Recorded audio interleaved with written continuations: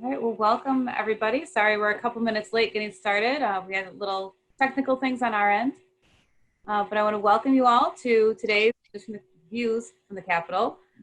We're joined today by State Superintendent Dr. Michael Rice. We're going to be discussing a lot of the return to school sort of issues and the advisory council and the report that came from that.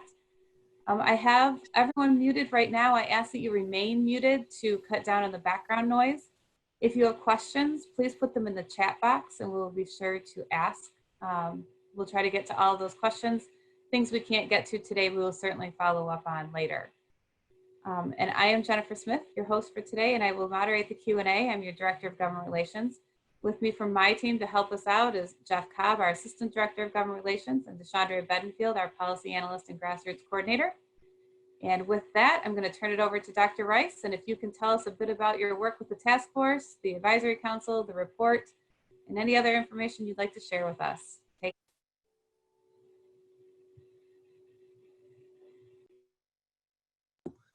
Today, I want to begin by thanking Don Witruba for his leadership of MASB and the entire MASB team, both before and during the pandemic. I want to thank our teachers, our support staff, our administrators for their efforts and leadership during this time. And I want to thank all of you for your leadership, board members, during this perilous moment. Who knew 6 months ago that we would be where we are today? And in fact, who knew when you were running for the board that you were volunteering to lead during a pandemic? And yet here we are in the throes of this very, very challenging moment. On March 10th, we began a state board meeting. On that day, at the beginning of that day, there were no COVID-19 cases in the state of Michigan. By the time that we ended that state board meeting, there were 2 COVID-19 cases in the state. 2 days later, the governor closed down schools effective the following day, close of business, for 3 weeks. As you all are aware, 3 weeks later, on April 2nd, governor closed schools for in-person instruction for the remainder of the year. In the under 5 months of this new moment, of this pandemic, we've had more than 78,000 cases and more than 6,000 deaths in the state, distributed unevenly throughout our great state. I want to run through a series of issues over the next 15 to 20 minutes, hit the high points, and then pivot into Q&A. With respect to planning for next year, the governor established an intra-agency COVID-19 task force on education, a Return to Learn Citizens Advisory Council. The task force was all state government leaders, some from the Department of Health and Human Services, some from the Department of Education, including myself, some from the governor's office, and some from scattered agencies throughout the state government. The second, the advisory council, was made up of select citizens from across the state. In addition to these 2 groups, each of which shared advice with the governor, we established 3 work groups within MDE, a rural, an urban, and a suburban, each of which had as its responsibility to provide feedback to us, not solely to inform the task force and the advisory council, but also to inform all the granular and micro decisions that are going to have to be made in the coming 12 months. On June 30th, the governor signed Executive Order 2020-142 and shared the roadmap of health and safety protocols for the coming school year. The executive order and the roadmap should be read together. If you haven't read them, I would encourage that you do so. If you've not read them hard, I would encourage that you do so. And if you have read them, I'd encourage you that you should reread them. They are necessary in concert, one with the other, to fully understand the health and safety protocols. In a nutshell, when a region is in phases 1 through 3, it cannot have in-person instruction. When a region is in phase 4, districts within that region can have in-person instruction with the following conditions, among others. Masks must be worn by all on buses. Masks must be worn by all in common areas of schools. Masks must be worn in classes by students in grades 6 through 12. Masks must be worn in classes by staff members. Masks are recommended but not required for elementary school students, and anyone incapable of wearing a mask is not required to do so. In addition, at phase 4, there are many recommendations that fall short of requirements for schools in a region to reopen. When a region is in phase 5, the school districts within that region may conduct in-person instruction with fewer requirements, and phase 6, of course, is post-vaccine. The executive order and roadmap provide a great deal of flexibility and a great deal of understanding for the 831 local school districts in the state to craft plans that make best sense for their communities. Given differences in the numbers of COVID-19 cases, the technology capacity and philosophy, some districts could be doing in-person instruction for the entire school year, while others may be at a distance the entire school year. While this is far from ideal, there is no perfect in a pandemic. There's only the very best plan for your individual school district, and what you perceive to be the best plan today may not be the best plan for your school district in 2 months. The executive order and the roadmap were and are very helpful for providing some measure of certainty around health and safety protocols. What the executive order and the roadmap couldn't do is to provide all the certainty to which we are accustomed at this time during the year. We are accustomed, school board members, school administrators, to having some measure of uncertainty at this time of the year. We may have an outstanding labor agreement. We may not be sure about the precise foundation allowance. A capital project may be going down to the last couple of days prior to the beginning of school. We may be uncertain about what our health insurance rate of increase might be. This level of uncertainty is really unparalleled and is very unnerving to a lot of us, and I'm sure to many of you as well. The roadmap and the executive order couldn't possibly take away the anxiety and fear of some of our parents and staff. The executive order and roadmap couldn't possibly narrow the wide range of opinions about the desired ways to educate children in a pandemic, either at home or at school, or a wide range of more marbled approaches in between. There are other areas of uncertainty, and what I'd like to do is I'd like to course through these very quickly.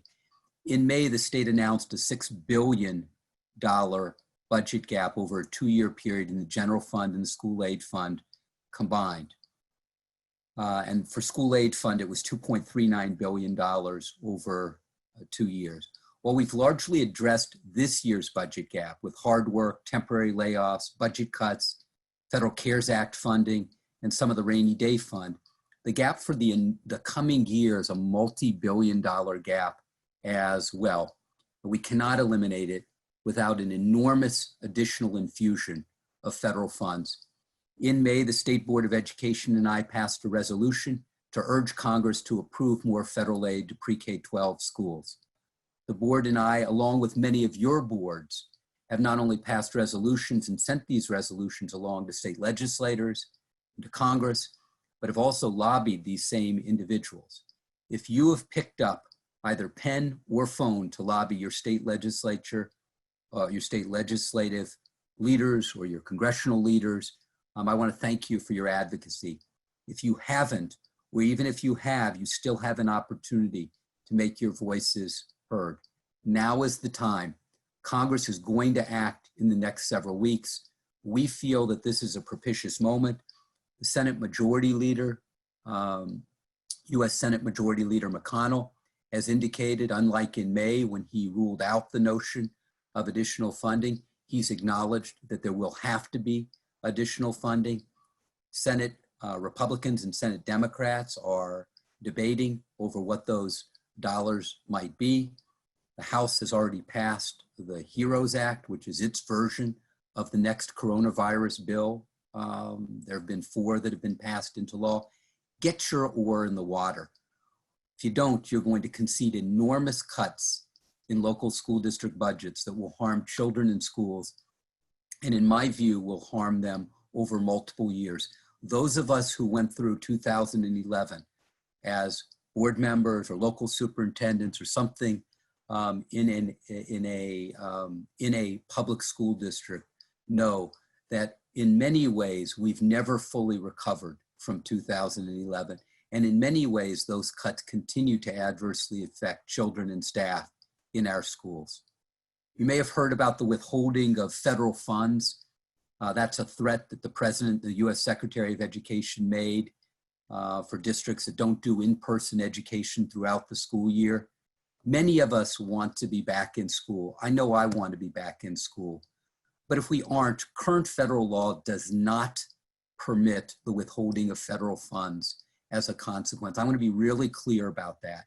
Current federal law does not permit the withholding of federal funds as a result.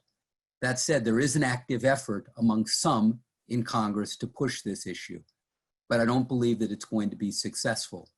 Of course, the best way to make sure that it isn't successful is to register your outrage, if in fact you feel outrage about that. There are some districts with very low COVID-19 numbers. They're going to be able to educate in person day one, and that's a wonderful thing. I wish that that were the case across the state and across the country.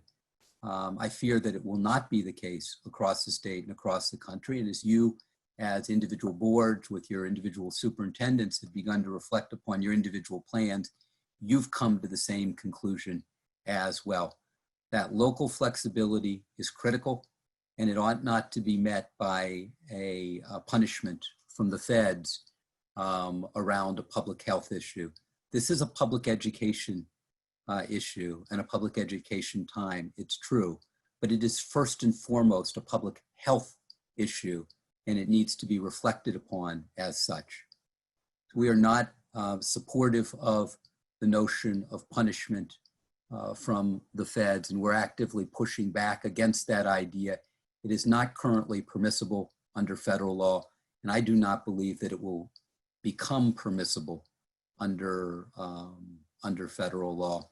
But time will tell, and the next few weeks will let us know if that is in fact going to be the case. Days, hours, attendance, and enrollment. In a normal year, there's little movement off the traditional 180-day minimum, 1,098-hour minimum, 75% daily attendance, and the 2 count days, one in the fall, one in the winter. There are some things, as I mentioned, that are uncertain in the summer periodically, but we've never had this level of uncertainty, and I can't recall ever moving into the end of July with an uncertainty about days, hours, attendance, and enrollment counts. This is an extraordinary year.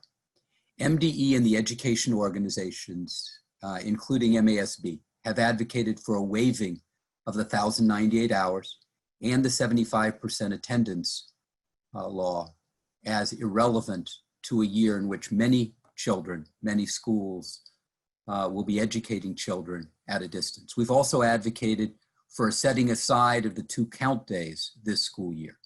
We believe, the department and our ed orgs, that last year's count should roll into this year's count.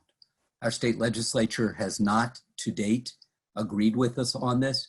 Legislature to date has not approved laws associated with days, hours, attendance, and enrollment. And what that means is that the current laws are in place. And that is a little bit frightening for many of us who understand what that means. I do believe that there is a logic to maintaining the 180-day minimum number of days. It's a skinny standard to begin with, and whether we're at a distance or in person, we ought to be able to accomplish that standard. I fear that the 1098 standard is an unreasonable standard, not for those school districts that are in person, but rather for those school districts that are at a distance, whether they are at a distance with technology or at a distance without technology. The reality is that it's easier to educate our young people in schools where we're able to see them, they're able to see us, we're able to interact in space, one with the other. The 1098 minimum in that context is not only legitimate, one could argue it's a typically skinny standard.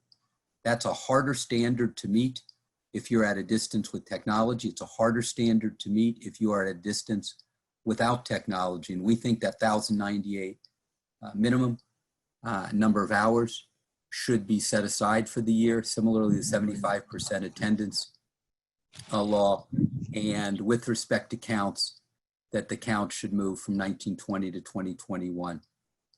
I will tell you that those ideas, and Jen Smith can regale you with the details of this, but those concepts were not embraced in House-passed legislation last week. Whether they will be embraced in some form or fashion by the Senate is unclear. This is a good time to get your oar in the water with the state legislature, because the Senate could pass something in very short order, and it could be similar to, if not identical to, what the House has passed. I would hope not, but unless they hear from you, local leaders who are in their local communities and who vote and are opinion shapers in their local communities, they are not likely going to move off their position. I want to hit three other issues and then pivot into Q&A. Equitable services. In the CARES Act, which is the largest of the 4 coronavirus bills passed into law by Congress, in the CARES Act, $2 trillion, there is $13.2 billion for pre-K-12 education, $390 million of which is for pre-K-12 education in the state of Michigan. 90% of that money has to be distributed by Title I Part A funding formula by federal law. We have indicated that allocation to our local school districts. Local school districts have applied for those formula grants. In many cases, they have been awarded. In some cases, they've not been awarded. In addition to the distribution to local school districts, there is a requirement on the part of SEAs, state education agencies, through to local education agencies to serve non-public schools in the LEA jurisdictions with so-called equitable services. So each local school district is required to provide so-called equitable services to non-public schools within the geographical area of that non-public school. Typically, those equitable services under Title I Part A are based on the Title I Part A funding formula. This is a long-standing formula, and it's a long-standing federal requirement. With the distribution of CARES Act money came guidance from the U.S. Secretary of Education. The U.S. Secretary of Education said, notwithstanding how you have typically distributed Title I Part A funds and equitable services for non-public schools with Title I Part A funds, you should distribute CARES Act dollars differently. And though the plain reading of the act says in the same manner as Title I Part A, U.S. Secretary has decided to create a different formula for distribution of equitable services to non-publics across the state and across the country. This has a $16 million impact on public schools in the state of Michigan. And you should be aware that after working with the U.S. Department of Education, after speaking with the U.S. Secretary directly on the phone, May 21st, after working with my professional organization, the Council of Chief State School Officers, we've made the decision, we made the decision in early July to file suit against the U.S. Department of Education regarding this distribution formula. This suit was brought by the Michigan Attorney General Nessel, the Attorney General of California, Attorney General Becerra, on behalf of several states in the country. And the number of plaintiffs has grown, number of states has grown. There's some large city school districts that have joined as well. We'll keep you informed about the outcomes of this. Just know that our guidance from the State Department to your local school districts is set aside the difference between the traditional funding formula, the traditional distribution for equitable services, and the formula that the U.S. Secretary indicates both in her guidance and in her interim final rule is necessary. Set those dollars aside, wait for the outcome of this. You don't have to set all of your dollars aside, just the difference between the two formulas. You can go ahead, apply for, and spend the vast majority of those dollars, but on the margins, protect yourselves, because if you distribute based on the wrong formula, you run the risk of having to ante up out of already strained general funds. Two other issues, assessments. We are opposed to state summative assessments being implemented this year. We were opposed to them being implemented last year. We applied for a federal waiver. It is federal law that there are state summative assessments across the country. They are related to ESSA dollars. And ESSA dollars are a big deal across the country and are a very big deal in the state of Michigan. They're more than $500 million for us in aggregate. We applied for a waiver for last year's state tests, MSTEP, MME, MyAccess. We were granted that waiver. We have applied for a waiver to this year's state summative assessments as well. I do not anticipate that we are going to hear soon. I do not anticipate that it is likely that we will be granted that waiver from the U.S. Department of Education. It took a lot to get that waiver in the midst of, at the beginning of the pandemic in late March.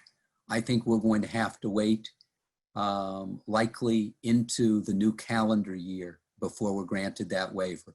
We wanted to go on record as saying that we were opposed to state summative assessments, given the fact that many districts aren't going to educate children as much as they would normally in person. And when they do, or even if they don't, this is moot, but when they do, we ought to be focused on the instruction of our young people and maximizing what we do with those instructional hours. That said, though, there's a persistent myth that somehow we're unsupportive of assessments in general. That's not true. Local school districts, as a rule, give assessments, what are so-called benchmark assessments, NWA MAP, STAR, iReady. These are important assessments for a couple of reasons. One, they're important for discerning where children are. Two, they're important to discern what has happened to children over a particular period of time. Three, they're important to help address instruction as we move through this pandemic. We are very supportive of benchmark assessments being implemented by local school districts, benchmark assessments of the choosing of the local school districts. If a local school district does not do a benchmark assessment, and 90% of our school districts do, we strongly think that local school districts to do benchmark assessments, one, to help improve instruction, and two, to figure out what happened to children at the end of 1920 and their achievement, and more precisely than it adversely affected them, and by extension, what will have happened in 2021. So on assessments, opposed to state summative assessments, in favor of benchmark assessments, and not simply benchmark assessments, but an analysis by the Michigan Department of Education about what happened in aggregate, that is to say at the state level, with our young people during this pandemic. What happened rural, urban versus suburban? What happened girls versus boys? What happened by ethnic group? What happened by socioeconomic status? What happened relative to children with special needs versus children without special needs? We're not as focused on what happened at the individual district level. That's for you to reflect upon and focus on. What we want to understand is what happened in these broad aggregate categories statewide. So that's on assessment. And then finally, the issue of the state strategic education plan and state strategic education plan update. We are strongly committed to improving upon the state strategic education plan. It's not a strategic education plan for the department. It's a strategic education plan for the education of 1.5 million public school children in 831 local school districts across the state. It's what we want for our young people across the state.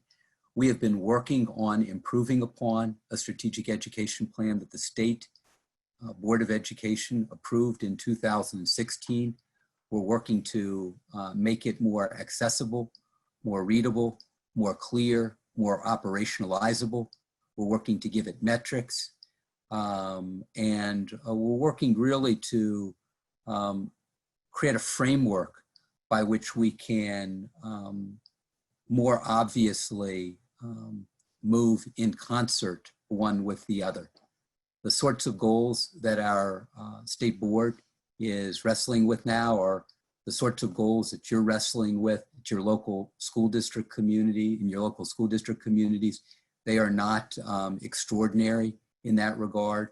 You're talking about early childhood education expansion, early literacy improvement. You're talking about improvement of health, safety, and wellness.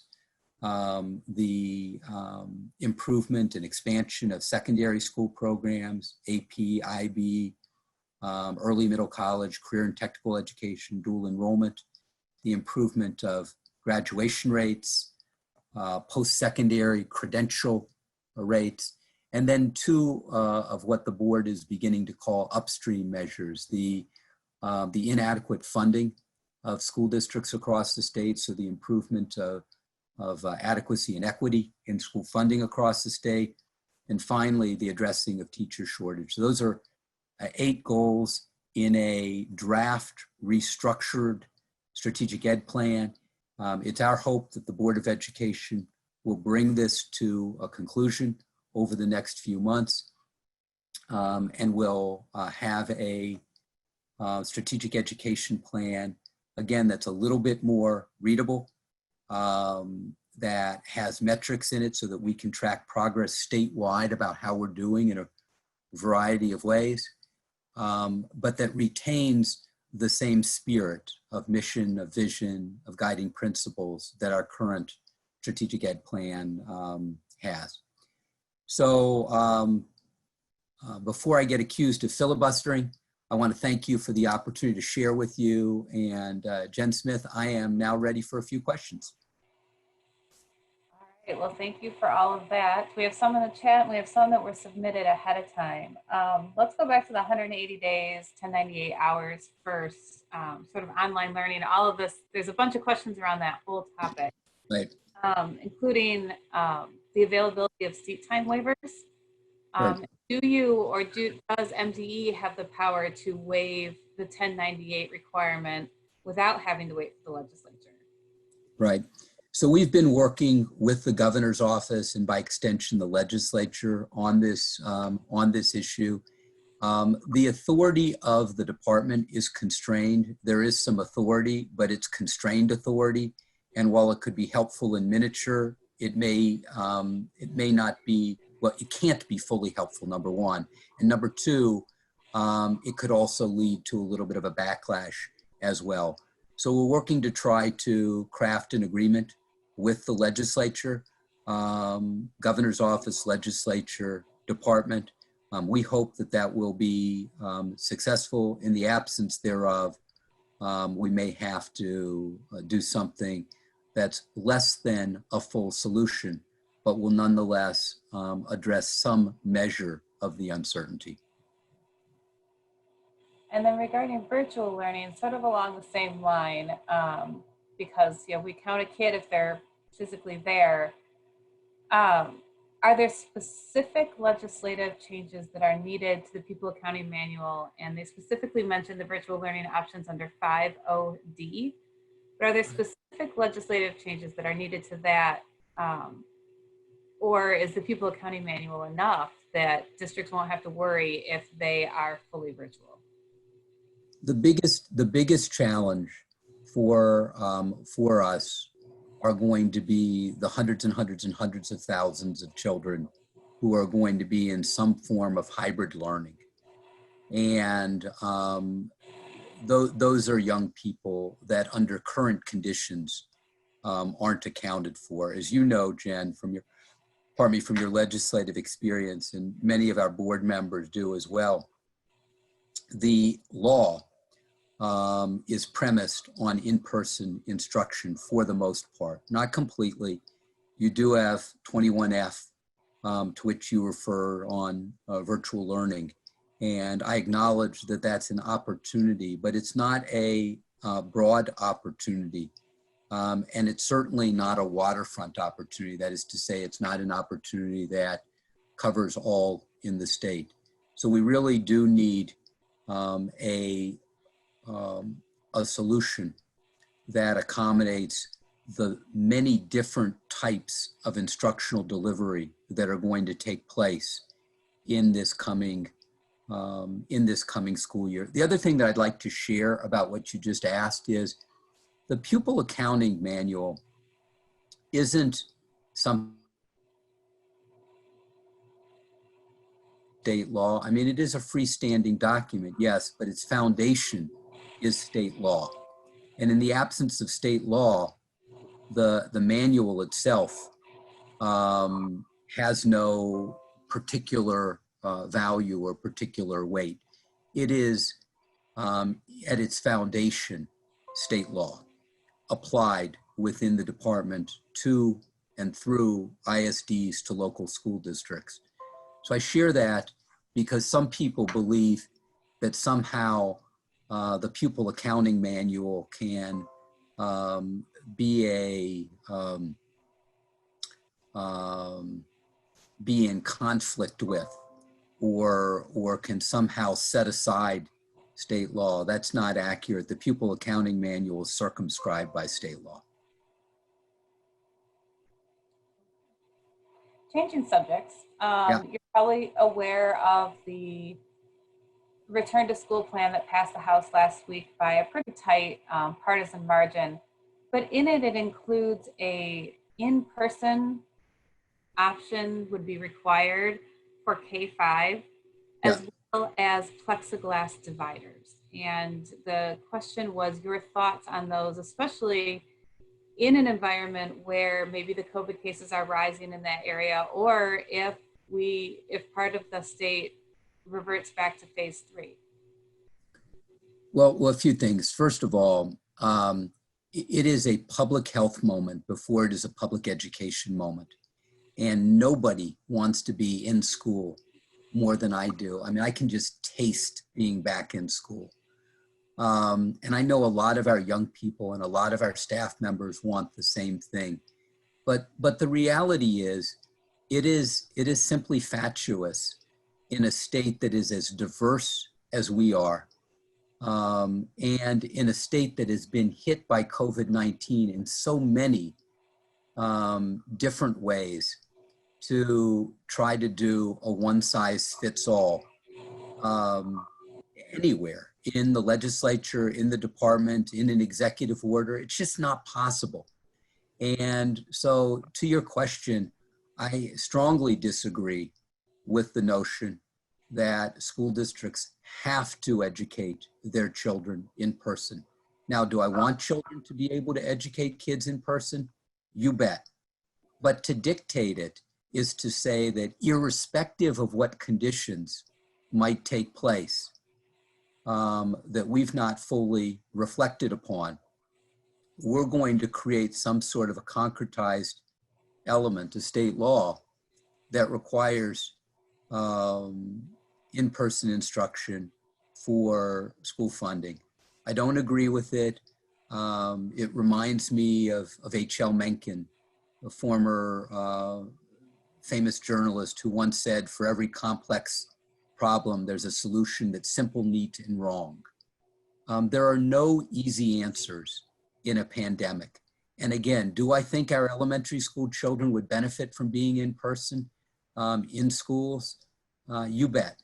And I hope that the vast majority of our young children are going to be in schools day one, but not because we've mandated it, but rather because local communities feel like they can educate our children with our staff in safe ways. To the issue of plexiglass shields, I mean, they're fine. I don't think that they are panaceas by any means. I think masks are more important than the shields are, markedly more important. I think good hygiene, more important. I think staying home if you're sick, more important. I think any measure of social distancing that you can accomplish, more important. I'm not saying that the shields are irrelevant, but I don't know that they are as critical as the 4 or 5 elements that I just named relative to the mitigation of COVID-19. Sort of on that vein, the CDC has published a school decision-making tool for parents, caregivers, and guardians. Does MDE recommend the use of that tool, or is there something similar that you would recommend they look to? Yeah, I mean, there are literally dozens and dozens of tools out there. And the reality is that something that gets put out today is considered passe or set aside tomorrow. I would listen closely to what the CDC has to say, but I would also balance what you get from the CDC with other information as well. I'm a strong believer in letting science help guide us in these decisions. At the same time, I am aware, as many of you are, of scientists being leveraged politically in this environment. So I'm just a little bit wary of hanging my hat on any given tool or report or roadmap or set of protocols. I think that there's some value to reflecting upon your COVID-19 numbers in your region and by extension in your local jurisdiction. Number one, your capacity to deliver education in person versus your capacity to deliver education at a distance. Number two, the trends of your numbers. Number three, so it's not just where you are, but how your numbers are trending as well. Your ability to mitigate the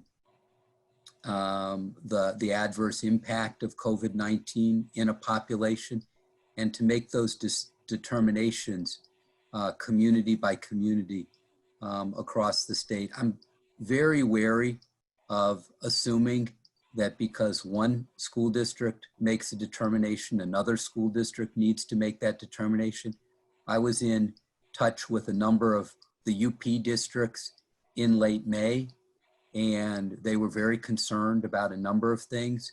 But their broad concern was being treated as if their numbers were akin to the numbers in our more densely populated corners of the state, where we had higher COVID-19 incidence rates.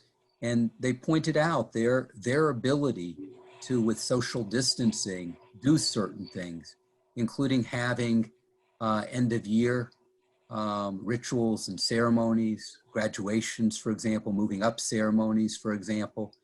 And they ultimately were able to convince a number of us within state government, and most importantly, I think the governor, that they could safely have these events. That if I have 40 children who are graduating from my high school in a UP district, that I can have 10 visitors for every one of those 40 children, and I can have 400 guests socially distanced, 400 people socially distancing in a stadium of 4,000, so that we can do some of the important work with children, and that is to say the public education work and the public health work as well.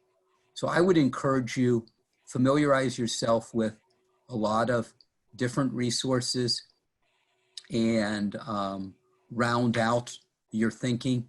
Stay very close to your public health department, your public health officer. He or she is going to be very, very important to you this year. Compare notes, compare best practices. Don't stay stuck on stupid. Let me say that again. Do not stay stuck on stupid. If there was a measure that you were encouraged to undertake in May, June, July, and it has subsequently been found to no longer be of value, set it aside. You can say, well, we've already made some purchases associated with it. I get that. But those purchases were premised on the utility of whatever you were purchasing. If that utility is no longer a matter of orthodoxy or preferably of science, then set it aside and work with something which is now more clearly of benefit. I can just tell you it's a very, very changing environment. And what we thought was legitimate a few months ago is no longer legitimate. And I think that that's going to continue to be the case over the next 12 months. So is there a way with districts having to share their plans with the state, is there a way to compile plans or a way for districts to share resources and ideas between each other through either the council or MDE or another? So is the question, is the question, can we put those on, can we put them on our website, or can we establish another website to do that? The answer is absolutely. I think that would be a good place to start. Yeah, I think that absolutely that there is some ability to do that. I will tell you, I have a single small concern about that. It's not a large one, it's a small one. And that's that I believe these plans are going to be works in progress. Now, you may want to, as individual board members, you may hope that you never have to come back and revisit them. I think you are going to be constantly revisiting your plans. And whether that manifests itself in formal revisions that you approve as boards in public board meetings, or informal changes that you simply remark and agree to in your local communities, again, informally, short of the formal board passage, is a question. But I could easily see us putting things up on our website in August. Somebody references something in October as being inadequate. They raise it with the local school district. Local school district says, that's not our plan at all. That was our plan a month or two ago. It's no longer our plan. So that would be my one hesitation. And perhaps the way to address that is just to have the current links that are right on local school districts' websites, so that as a plan changes on a local school district website, it would change on ours. But I do think that there's some value in the spirit of collaboration to that idea. Thank you.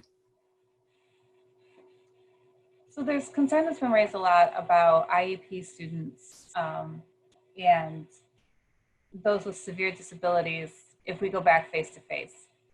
And many of these kids don't necessarily understand social distancing. Some of them can't wear masks. Is there another plan or another set of recommendations that are coming out that will address specifically special education and the IEP students? So we've issued a lot of guidance. Board members, if you haven't been on our website, go on our website, click on COVID-19. We've issued more than 80 guidance documents. A number of them are on special education. We've shared a variety of materials nationally. Some of those are on special education. Take a look at those. We will continue to issue special education guidance over the year. There is not anything that is specifically planned about the service of young people, young special needs children in a pandemic. That is to say, with respect to mitigation strategies in a pandemic. And I say that because there are so many different types of special needs children. And so there are children that aren't going to physically be able to put on a mask. There are children that won't be able to take off the mask. And there are many children, special needs or otherwise, who are going to be just fine putting on the mask and or taking off those masks. There are young people that are going to have trouble, special needs children that are going to have trouble with social distancing. There are others that social distance in a fashion currently. I will tell you that while there are some special needs children and some general education children who are going to have trouble in person, there are many, many, many others that are going to be profoundly challenged in the absence of in-person instruction. So I think there's a big mix. We have 13 certification areas for special education teachers in the state of Michigan.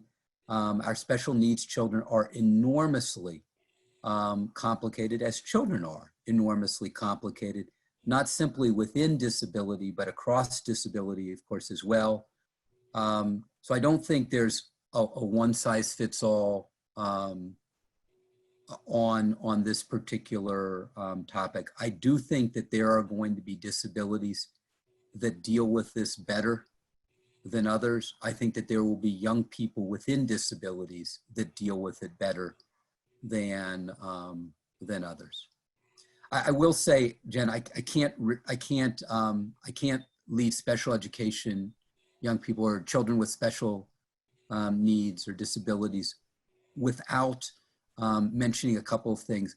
We did put out guidance a month or so ago about compensatory services for special needs children. And if boards haven't read that, they ought to take a look at that. That's an important document.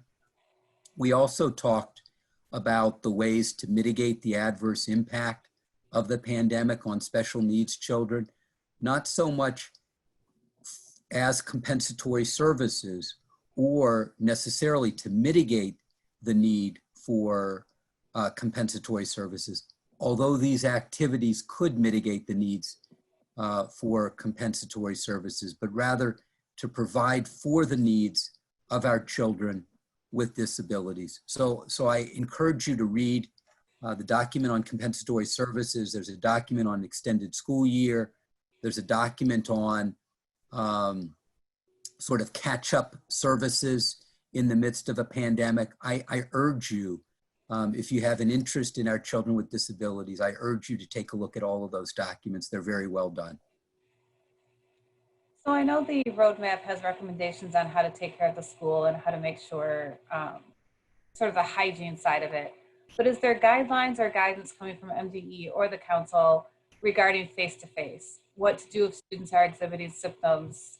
How long do we have to quarantine a child? How do we educate students that are quarantined and teachers who are quarantined? What do we do about that? Is there guidance or guidelines that are already out there or are coming? I know these are some of the biggest questions, especially for the staff side. If a student in their classroom tests positive and the teacher has been exposed and should quarantine, what do we do about teaching that classroom? So there are a few things. First of all, there are no good answers to these questions. None. There are no simple, easy answers to these to these questions. That's the first thing. The second thing is that while the roadmap answers some of these questions globally, the roadmap cannot answer some of these questions more specifically. Some of the granular questions about what happens to the teacher are a matter of federal law, number one, and are a matter of contracts between teacher associations and local school districts. Anyone who is found to have an active case of COVID-19 should be immediately removed from an environment, should be out of that environment until he or she has tested negative. The people around the young person need to be tested. MDHHS and MDE are working on these questions and will be providing some measure of guidance on them. But that guidance, Jen and others, that guidance will be circumscribed by your, or could be circumscribed by your local bargaining agreements. So while people need to be removed, others who came in contact with need to be tested. If there's tracing that needs to be done, there's tracing that's going to need to be done. How that is going to precisely roll out is going to be a reflection over the next few weeks, and is largely going to be guided, I believe, by MDHHS, given the fact that these are extended health protocols. All right, and I want to be respectful of everybody's time and yours, Dr. Rice. We had said an hour and we're almost there. So this is our last question, and it's sort of an interesting way to try to address the 180 days, 1098 hours.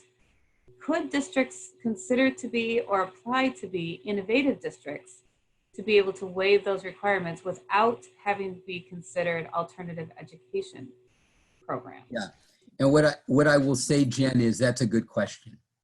I'll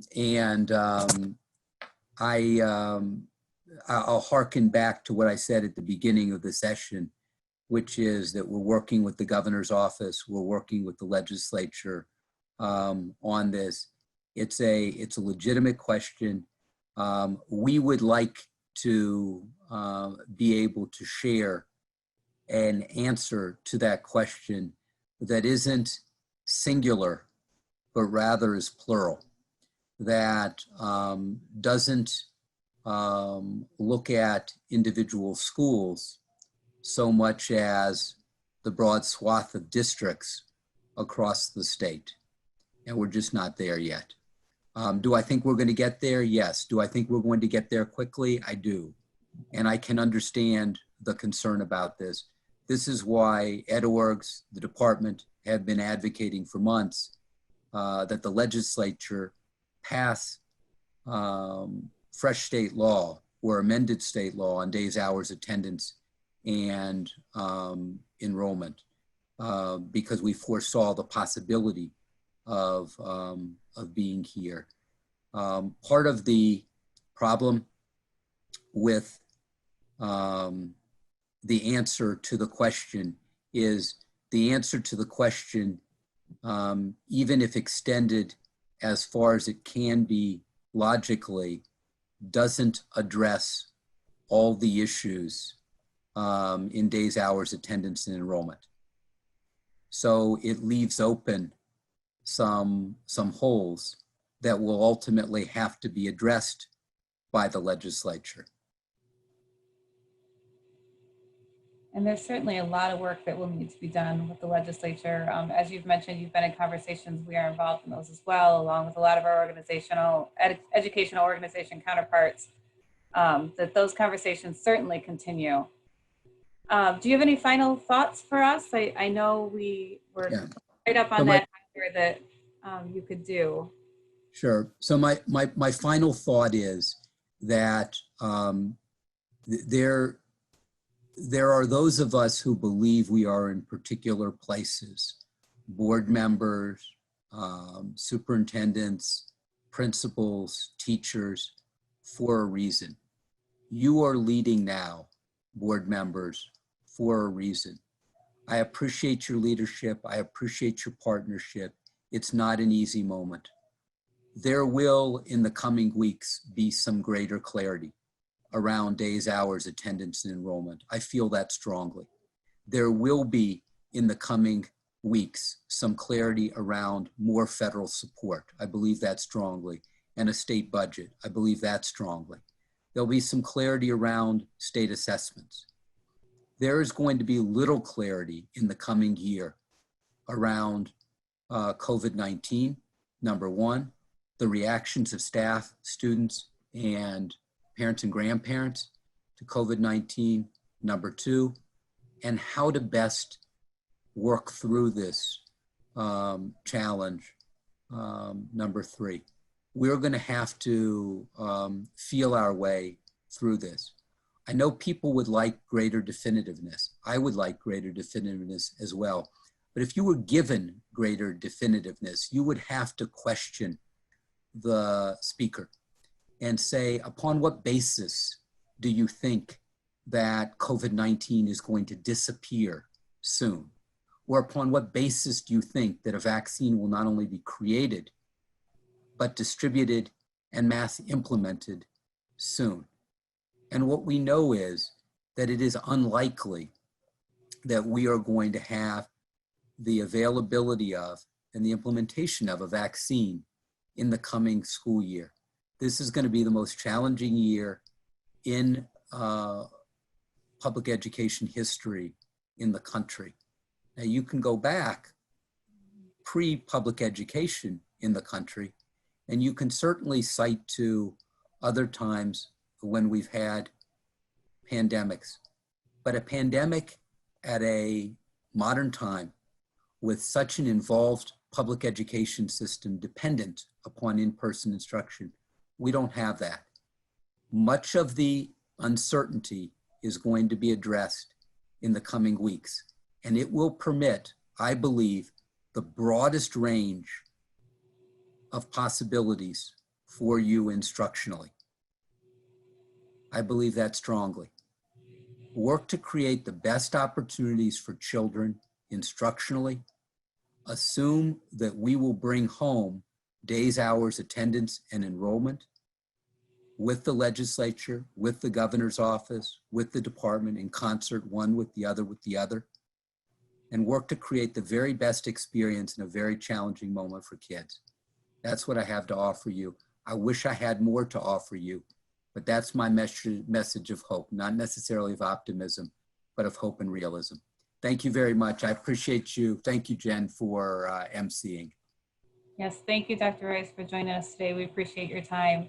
And if there are questions that you had that we weren't able to get to today for Dr. Rice, if you send those to me, I'll be sure to pass them along to him and his staff to try to get answers for those. And if there are questions that we can get for you, be sure to pass those along to us as well. As I've said at the end of many of these webinars, if you are running into issues that we haven't covered or things that you think are just a little issue as you're planning your plans, putting your plans together, please be sure to send those to us. Even if you think it's something maybe we already heard or we're already thinking about, all the input we can get makes it easier for us to get quality information back to you. So anything you can share with us, please do so. Jeff and I are always there, and we will compile all of these things. We had talked about doing a Q&A after the governor's webinar. We held off on that for this one, hoping that Dr. Rice would be able to answer some of the questions that came up in the governor's one. And so we will work to try to get out a Q&A after this. We are also still waiting on some answers. As you heard Dr. Rice, there aren't a lot of answers to things, and we're still waiting on answers out of the governor's office. So we will continue to do that for you. So please let us know if there's ever anything else we can do. And we appreciate all of you joining us today. Stay safe.